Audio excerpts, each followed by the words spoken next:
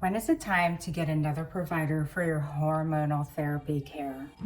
So I was talking to a woman who was receiving hormonal replacement therapy and telling me about her provider. Well, first of all, her primary care physician would not give her any kind of hormonal replacement therapy support at all. They recommended she go to a gynecologist, which is fine.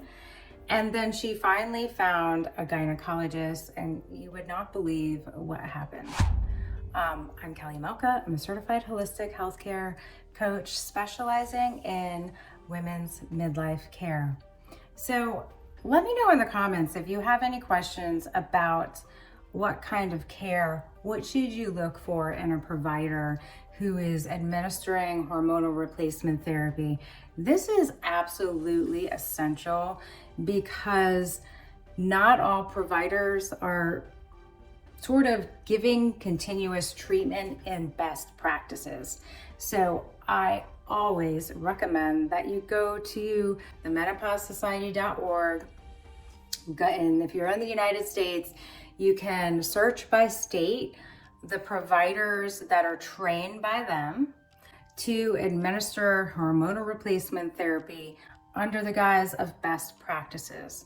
So particularly for this woman that I was talking to, she was telling me that she was having problems with fatigue and sleep and hot flashes, all the things that go along with menopause, and that she was receiving treatment from her gynecologist for hormonal replacement therapy. She was also telling me that she had some issues with bone density and that she was borderline osteoporosis. So she was on a regimen of a transdermal estrogen, also a vaginal estrogen, and a progesterone to go along with the estrogen transdermal. And then in addition, she was receiving testosterone therapy. It all sounded great. It all sounded like it was best practices.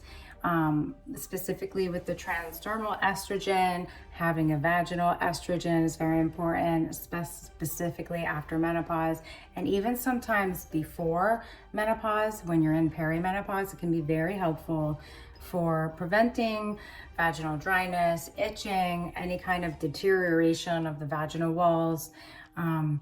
And then she was also on testosterone therapy, which is also very helpful for bone density.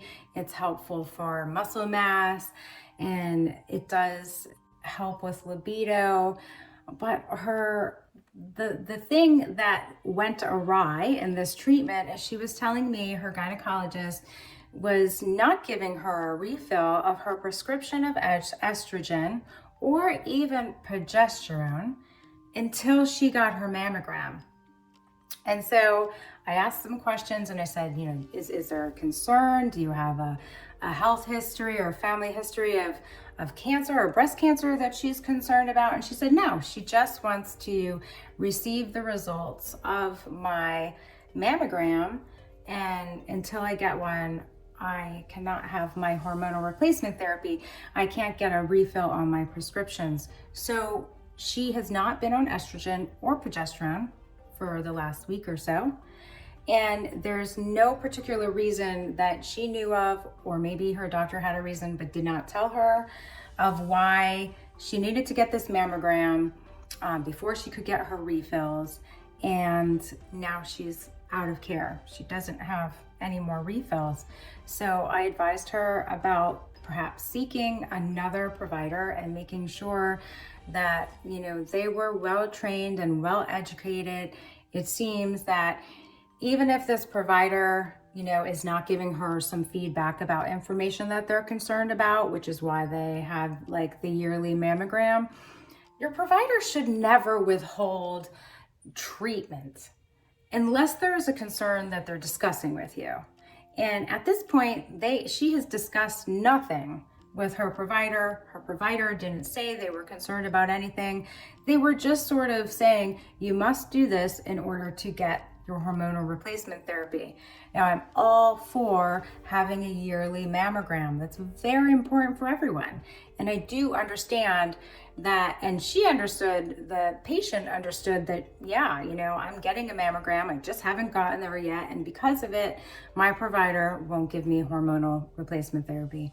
If you're having issues like this, I highly recommend you finding another provider, because as I was talking to her and telling her about some of these things, we discussed how not all providers are equally educated, and it's so important at this stage of life that we find somebody who is educated in best practices of hormonal therapy to keep you safe.